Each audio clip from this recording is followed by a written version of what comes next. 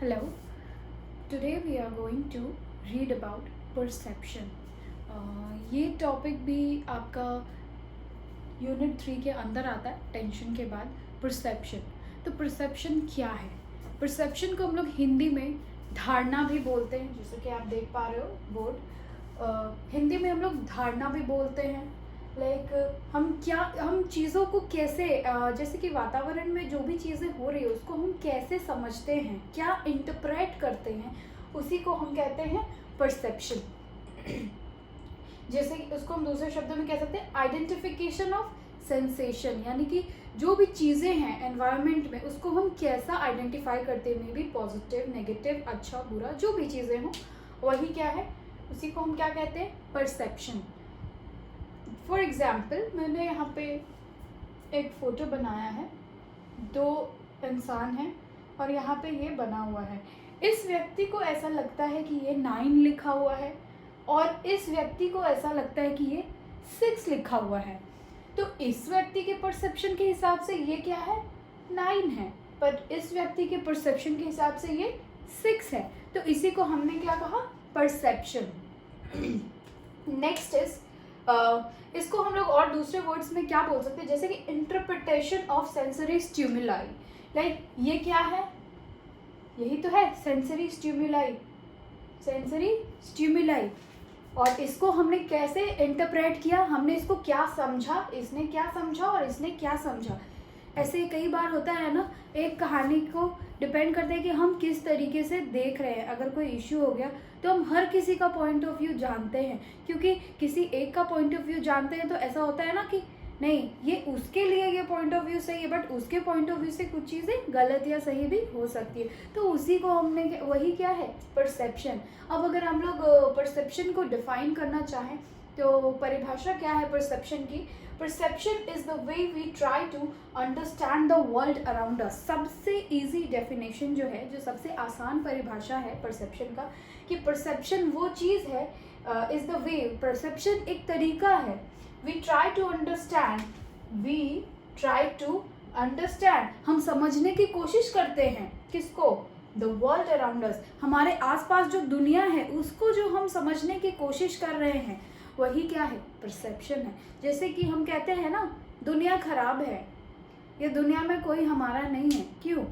अब लोगों ने ऐसा परसेप्शन बना लिया है क्योंकि उन्होंने अपने एक्सपीरियंस से कहीं ना कहीं जो भी चीज़ें हुई एनवायरनमेंट में, जो भी चेंजेस हुए, जो स्टिमुलस हुआ, उन्होंने उस चीज़ को परसीव किया और उन्हें ये फील हुआ कि ये दुनिया किसी की नहीं है. फॉर एग्जाम्पल ओके, तो क्या now this is what is perception. We are going to read about principles of perception. तो प्रिंसिपल्स क्या हैं? प्रिंसिपल्स आर सर्टेन रूल्स, कुछ रूल्स होते हैं जिसे, या फिर हम लोग बोल सकते हैं कि थियोरम है. कुछ चीज़ें होती है ना, इसी प्रिंसिपल पे ये वर्क करती है. जैसे एप्पल है तो वो ज़मीन पर गिरेगा ही, तो क्या है वहाँ पे principle of gravitation, I mean gravitational force applied है, तो उसके कुछ अपने रूल्स हैं कि भाई ये ऐसा ही होता है. सो उसी तरीके से प्रिंसिपल ऑफ परसेप्शन. अब परसेप्शन, कोई भी चीज़ हम परसीव कर रहे हैं तो उसके भी कुछ रूल्स होंगे, रेगुलेशंस होंगे. प्रिंसिपल को हम लोग हिंदी में सिद्धांत भी बोलते हैं कि हर चीज़ का एक सिद्धांत है ना. जैसे हमारे घर में भी क्या होता है, कुछ रूल्स होता है, इस घर में रहना है तो आपको रूल्स को फॉलो करने पड़ेंगे, ऐसा बोला जाता है ना घर में. तो उसी तरीके से परसेप्शन के भी क्या है, कुछ प्रिंसिपल्स हैं. तो देखते हैं क्या है वो principle. First is principle of figure ground relationship. तो आप ये पहला प्रिंसिपल है principle of figure ground relationship. तो फिगर और ग्राउंड से हम समझ पा रहे हैं एक फोटो है जिसमें कि फिगर और उसके बैकग्राउंड के रिलेशनशिप को के थ्रू हम लोग क्या कर रहे हैं, अपनी धारणा बना रहे हैं, यानी कि अपना परसेप्शन बना रहे हैं. तो वो क्या है, जैसे कि ये फोटो देख रहे हो, एक पल के लिए लगेगा जैसे ये दो व्यक्ति के चेहरे हों, दो व्यक्ति के चेहरे आपस में सामने से आ रहे हों. लेकिन फिर आप अगर इसको इग्नोर करें तो ऐसा लगेगा जैसे कि ये कोई कप रखा हुआ हो, कोई पॉट हो, कोई वेस रखा हुआ हो. बिल्कुल दो फोटो हमें, एक ही फोटो में हमें दो फोटो देखने को मिल रहा. तो बिल्कुल वैसे ही तो ये प्रिंसिपल ये कहता है कि इसमें जो है ना बैकग्राउंड और फिगर जो है हमें शिफ्ट होते हुए दिख रहे हैं, like shifting of ground and figure, shifting of background and figure, क्योंकि एक बार हम देखते हैं तो हमें कोई दो व्यक्ति लगता है, फिर हम दूसरे ही पल देखते हैं तो हमें लगता है ये कोई पॉट रखा हुआ है। ओके, और फिर बात है कि हमारा जो ये प्रिंसिपल है वो ये भी कहता है कि figure is perceived in relationship to its background. ये फोटो को हम तभी देखते हैं उसके रिलेशनशिप के बैकग्राउंड के हिसाब से देख रहे हैं। वाकई बात तो ऐसी ही है, हम अगर फोटो को उसके बैकग्राउंड के रिलेशन से देखें तो ये कभी आदमी लगता है तो कभी ये पॉट लग रहा है हमें। बिल्कुल उसी तरीके से एक साथ हम जो है दो फिगर हम देख पा रहे हैं इस फोटो में, लेकिन दोनों ही के परसेप्शन अलग है। एक एंगल से ये एक व्यक्ति लगता है, दूसरे परसेप्शन से ये एक पॉट लगता है। तो हमने क्या देखा, two figures from two different perception, दो डिफरेंट परसेप्शन के एंगल से हमने क्या देखा, दो तस्वीरें देखी। And then last point is impossible to perceive both at one time. बिल्कुल जैसे कि हम लोग देख पा रहे हैं, हम एक साथ या हम एक बार में कोई एक ही तस्वीर को हम लाइक फोटो को हम समझ पा रहे हैं, या तो ये हमें पॉट दिख रहा है या तो ये हमें आदमी दिख रहा है, एक साथ हम दोनों नहीं देख पा रहे हैं। लाइक हम जिस नज़रिए से देखते हैं हमें ये वही नज़र आ रहा है। So this is what is principle of figure ground relationship. Therefore, principle of figure ground relationship is the relationship between figure and the background which changes our perception. Okay. So next we will read about principle of closure. तो principle of closure क्या है? It is a tendency of our mind, ये हमारे brain का tendency है कि अगर हम किसी भी चीज़ को देखते हैं तो हमें लगता है हम उसको complete करने की कोशिश करते हैं। हम उसको क्या करते हैं, complete करने की कोशिश करते हैं। अब जैसे कि फॉर एग्जाम्पल इस पिक्चर में ये टूटा टूटा सा लिखा हुआ है जो कि थोड़ा W के आकार का है, M और D के आकार का है, बट ये कम्प्लीटली W भी नहीं है, M भी नहीं है और D भी नहीं है, बट स्टिल आवर माइंड हम इसे कैसे किस प्रकार देख रहे हैं, W, M और D। So this is what is principle of closure, कि हमारा जो दिमाग है वो हर चीज़ को क्या करता है, कुछ उसको मीनिंग देने की या फिर कंप्लीट करने की उसको कोशिश करता है। जैसे कि हम लोग आसमान में भी हम लोग तारे देखते हैं जो कि कुछ काइट के शेप का ऐसा होता है, although that is not kite, but हम उसको कैसा परसीव करते हैं, जैसे कि वो कोई काइट जैसा आकार का वो 7 स्टार्स मिल करके वो काइट जैसे शेप को बनाते हैं और हम अज्यूम करते हैं कि वो क्या है, वो काइट वाला शेप का तारा है, ऐसा हम लोग देखते हैं। So this is what is principle of closure. Principle of grouping, तो क्या है प्रिंसिपल ऑफ ग्रुपिंग? ये हमारे माइंड का टेंडेंसी होता है कि अगर हम किसी भी चीज़ को देखते हैं कि वो ग्रुप में हो या ऐसा है, तो हम उसको कैसे परसीव करते हैं, उसको एक ऑर्गेनाइज करके हम उसको एक ग्रुप में परसीव करते हैं। ऑल्दो दैट में भी ऐसे ही वो होगा, बट हम क्या करते हैं, उसको ग्रुप में परसीव करते हैं। ये हमारी ब्रेन की टेंडेंसी है। फॉर एग्जाम्पल जैसे कि ये एक स्ट्रेट लाइन है और एक यहाँ पे एक उसके ऊपर से कर्व्ड लाइन है, तो हमने इसको कैसा अज्यूम किया, हम इसको कैसा देख पा रहे हैं कि ये एक जो लाइन है उसमें ये दो लाइन जो है आपस में उलझी हुई हैं, but our brain did not perceive it as कि एक लाइन है और उसमें क्या है, एक छोटे छोटे सेमी सर्कल्स ऑल्टरनेट में लगे हुए हैं। हमने इस प्रकार नहीं देखा, हमने क्या किया, उसको ग्रुप की तरह देखा कि एक लाइन में दूसरी लाइन में जो है उसमें पैरेलली चल रही है। फिर हमने एक दूसरा फोटो लिया, उसमें हमने देखा कि 6 लाइन्स है, हम इसको 6 लाइन भी देख सकते थे, बट देन हमने इसको किस प्रकार देखा, मानो जैसे एज इफ ये कोई ऑब्जेक्ट हो, कोई 3 रॉड रखे हुए, ना कि इसको 6 लाइन की तरह परसीव किया। हमने क्या किया, इस चीज़ को भी एक मीनिंगफुल पैटर्न में देखा। We could have seen it as semi circle, but नहीं, हमने इसको मीनिंगफुल पैटर्न में देखा, जैसे कि ये कोई जिगजैग लाइन एक स्ट्रेट लाइन के पैरेलल में चल रहा है। और फिर हमने इस पिक्चर में देखा कि ये जो पिक्चर है इसमें ये 6 लाइंस नहीं है, बल्कि ये 6 क्या है, रॉड जैसे बने हुए हैं। This is what is principle of group. Next is principle of simplicity. Now what is simplicity? What does principle of simplicity says? It means an idea of simpler explanation is preferred than complex one. कहने का मतलब है कोई भी एक ऐसा idea या कोई भी चीज़ जो जिस सिंपल है वो हमें ज़्यादा समझ आती है कंपेयर टू जो चीज़ टफ है। अब जैसे कि हम सभी को पता है कि स्विच ऑन करते हैं तो पंखा चलता है, एवरीबडी नोज इट। बच्चे से लेके बूढ़ों तक को पता है कि स्विच ऑन करेंगे तो पंखा चलेगा। बट देन अगर हम उनको ये समझाने की कोशिश करें, पंखा है, स्विच है, उसमें वायर्स हैं, वहाँ पे पंखे में कंडेंसर है, किस प्रिंसिपल को फॉलो करते हैं तब वो पंखा ऑन होता है, तो इट इज़ वेरी टफ। तो वो क्या हो जाता है, बहुत टफ हो जाता है, लोग वो नहीं समझ पाए। पर अगर आप लोगों को ये समझाओ कि स्विच ऑन करोगे तो फैन चलेगा, ये सिंपल एक्सप्लेनेशन वाली चीज़ें क्या होती है, लोगों को ज़्यादा समझ आती हैं कंपेयर टू मुश्किल एक्सप्लेनेशन, यानी कॉम्प्लेक्स चीज़ें। कंपेयर टू कॉम्प्लेक्स चीज़ें हमें सिंपल चीज़ें ज़्यादा समझ आती हैं। Now we will read about principle of context. आखिर ये प्रिंसिपल ऑफ कॉन्टेक्स्ट क्या है? इसमें क्या करते हैं, in this principle there is comparison of two objects और थिंग्स। ओके, दो चीज़ों को हम लोग क्या करते हैं, कंपेयर करते हैं। और फिर हम लोग फॉर एग्जांपल जैसे कि there are two answer sheets और two same answers written in the answer sheet, but the examiner will give more marks. Examiner जो है वो ज़्यादा मार्क्स देगा किसको, जिसका कि आंसर शीट थोड़ा प्लीजेंट हो, यानी टाइडी हो, यानी सुंदर और सुंदर राइटिंग भी हो। बट जिसका कि आंसर शीट उतना सुंदर नहीं होगा, उतना क्रिएटिव नहीं होगा compare to first one, second one उतना अच्छा नहीं होगा, लाइक अनटाइडी होगा। तो एग्जामिनर ज़्यादा मार्क्स, सेम आंसर होने के बाद भी ज़्यादा मार्क्स किनको देंगे, जिनके की आंसर शीट ज़्यादा प्लीजेंट होगी या फिर ज़्यादा अच्छी होगी। सो this is what is principle of principle of contrast. So what is principle of contrast? तो प्रिंसिपल ऑफ कॉन्ट्रास्ट क्या है? Stimuli present in sharp contrast to nearby stimulus draws our maximum attention and also carries different perceptual effects।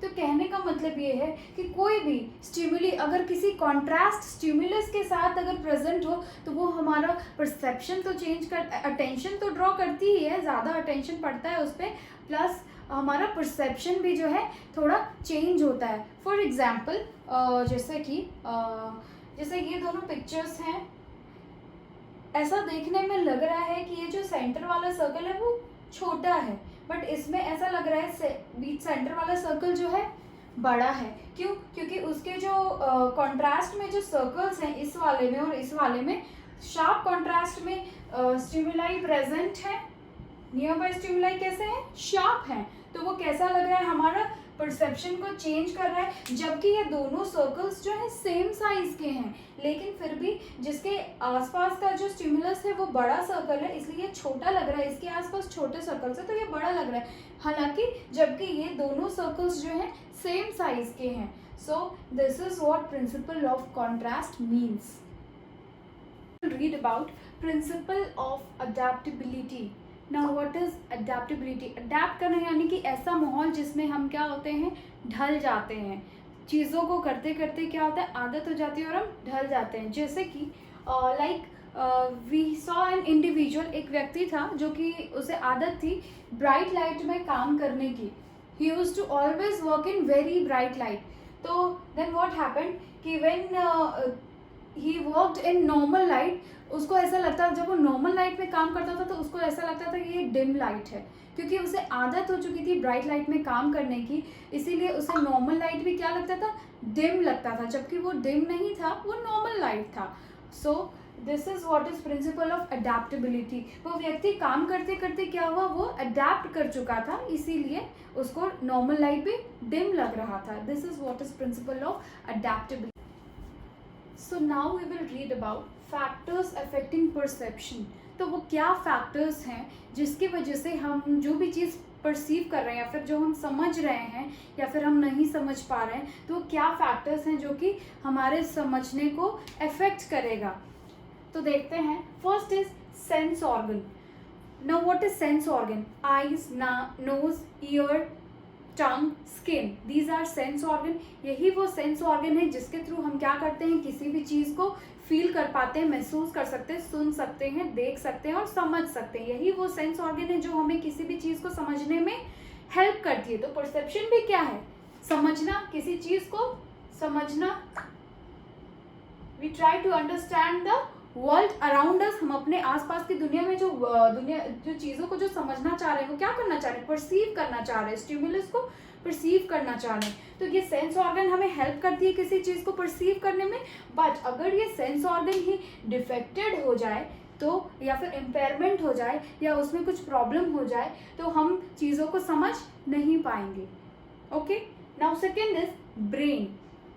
If our brain becomes defected, या फिर कोई और problem हो जाए, तो फिर इसका क्या होगा, हम किसी भी चीज़ को समझ नहीं पाएंगे। क्योंकि हम अगर कोई भी चीज़ देखते हैं या सुनते समझते हैं, वो सीधा मैसेज जो है हमारा नर्व इम्पल्स जो है सीधा ब्रेन तक ट्रांसमिट होता है, और जब हमारा ब्रेन सही काम करता है तभी हम चीज़ों को समझ पाते हैं। अगर हम सांप देखते हैं तो पहले हम आईज से देखते हैं, फिर वो मैसेज हमारे ब्रेन तक जाता है कि वो स्नेक है, फिर हमें फील होता है कि ओके इसको देख के हमें डरना चाहिए, फिर हमें डर लगता है। तो जब हमारा ब्रेन ही वर्क नहीं करेगा तो फिर हम चीज़ों को कैसे समझेंगे। So next is memory of past experience. तो मेमोरी ऑफ पास्ट एक्सपीरियंस क्या है, कई बार क्या होता है, हम ऐसे बच्चों को कई बार दिखाते हैं कि ये देखो ये जो 4 पैर वाला जानवर है ये गाय है। बट क्या होता है, सिमिलरली वही बच्चा आगे चल के बाद में वो फिर से 4 पैर वाला जानवर देखता है, बट वो गाय नहीं, वो हॉर्स रहता है। तो बट बच्चे के माइंड में ये था कि मैंने तो एक ऐसा ही स्ट्रक्चर देखा था जो कि गाय था, तो बिल्कुल ये गाय ही होगा। पर हमारे पास्ट एक्सपीरियंस के हिसाब से क्या था, उसके पास्ट एक्सपीरियंस के हिसाब से वो उसका परसेप्शन गलत था। तो कई बार ऐसा होता है कि हम अपने पास्ट एक्सपीरियंस के हिसाब से करंट परसेप्शन को भी अफेक्ट होने देते हैं, जिसकी वजह से पास्ट एक्सपीरियंस की वजह से हमारा परसेप्शन जो है अभी प्रेजेंट टाइम में अफेक्ट होता है। जैसे कि उस व्यक्ति ने घोड़े को भी क्या समझ लिया, गाय समझ लिया। Okay, next is personal interest. किसी भी चीज़ में अगर हमारा पर्सनल इंटरेस्ट नहीं होगा, जैसे कि अगर आप ये वीडियो देख रहे हो, आप ये वीडियो इसलिए देख रहे हो क्योंकि आप साइकोलॉजी का जो ये पार्ट है परसेप्शन, आप इसको समझना चाह रहे हो। अगर आपका इंटरेस्ट नहीं होता, नहीं तो ज़रूरत नहीं थी इस वीडियो को आकर देखने की, है ना। So this is what is personal interest. अगर आपको किसी चीज़ में इंटरेस्ट होगा तो ये एक फैक्टर बहुत मैटर करता है कि किसी चीज़ को आप कितना जल्दी परसीव कर पा रहे हो। लेकिन क्योंकि अगर आप कोई ऐसी चीज़ देख रहे हो, बार बार कोई आपको कुछ सुना रहा है, बोल रहा है, आप उस चीज़ में इंटरेस्टेड नहीं हो सुनने में, वो कितना भी बोल ले, आप उससे 2-3 बार ही पूछोगे तभी आपको वो चीज़ें समझ आएगी। तो इंटरेस्ट नहीं होने की वजह से परसेप्शन जो है वो स्लो हो जाता है, लाइक लेट हो जाता है, कभी कभी नहीं भी होता है। Okay, next is mindset. अगर हमारा माइंडसेट नहीं होता है कि हमें ये चीज़ें समझनी है, तो क्या होता है, वो हमारे परसेप्शन को क्या करता है, हिंडर करता है। क्योंकि अगर हमारा माइंडसेट रहता है पहले से प्रिपेयर कि हाँ हमें ये चीज़ें समझनी है, तो हम जो है चीज़ों को इजीली परसीव कर पाते हैं। बट अगर माइंडसेट अगर हमारा नहीं है क्लियर कि हाँ मुझे ये साइकोलॉजी नहीं पढ़नी है, तो फिर आपको कितनी भी अच्छे से साइकोलॉजी पढ़ा दी जाए, आप नहीं पढ़ोगे। This is just an example to explain you what mindset means and how it will affect perception. Next is acquired interest. कई बार क्या होता है, हमारा पहले से एक्वायर्ड इंटरेस्ट रहता है कुछ चीज़ों में, जैसे कि कुछ लोगों का कार्स में इंटरेस्ट होता है, कुछ लोगों का गाना सुनने में इंटरेस्ट होता है, कुछ लोगों का स्टैम्प कलेक्शन में इंटरेस्ट होता है। तो जिन लोगों का स्टैम्प कलेक्शन में इंटरेस्ट होता है, अगर आपसे कोई स्टैम्प के बारे में पूछे शायद आपको ज़्यादा नॉलेज नहीं होगी, बट अगर जिनका इंटरेस्ट है, अगर उनको कोई न्यू स्टैम्प दिखा दिया जाए, वो तुरंत रिकॉग्नाइज कर लेंगे, वो तुरंत समझ जाएंगे कि वो जो स्टैम्प है वो न्यू है। तो एक्वायर्ड इंटरेस्ट की वजह से भी परसेप्शन क्या हो जाता है, ये फैक्टर जो है इफेक्ट करता है।